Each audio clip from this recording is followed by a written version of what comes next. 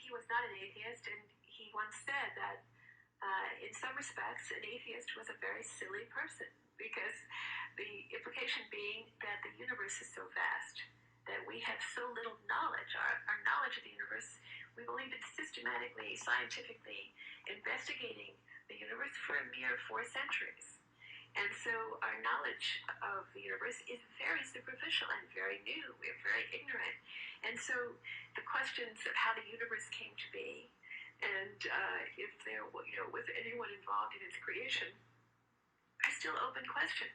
And he was truly an agnostic, and that's because science was his religion, and he viewed science as informed worship, as a way to search for the sacred, for the spiritual truths of life, but to do it with this phenomenally successful error-correcting methodology, which is always winnowing out those things that we want to believe, but that may not be true.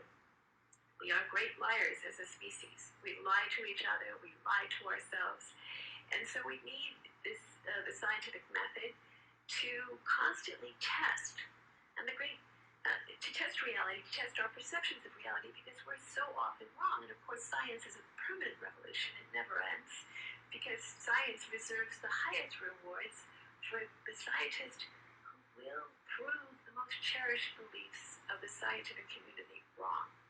Of course, there's resistance, because scientists are human beings and not always faithful to this credo. But to the extent that science is faithful to it, it's so powerful that you can go from, let's say, Galileo's first look through a telescope in 1609 to being beyond the edge of the solar system before 2009.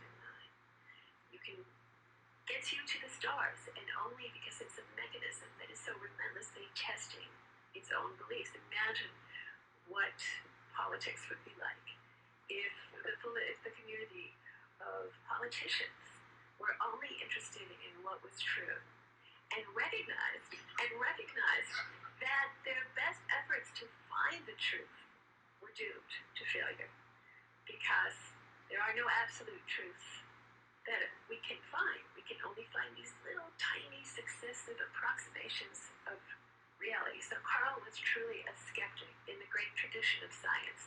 He believed that in the absence of evidence, we had to withhold judgment. So that is not to say that he wasn't spiritual. That is not to say that he didn't have a sense of the sacred. He lived completely inside and out in a very spiritual way. But it was very important to him to reserve judgment and not to assume that he knew something that wasn't true. And so even in facing the deaths of his parents, who he loved very deeply, and facing his own mortality, he, in a very devout way,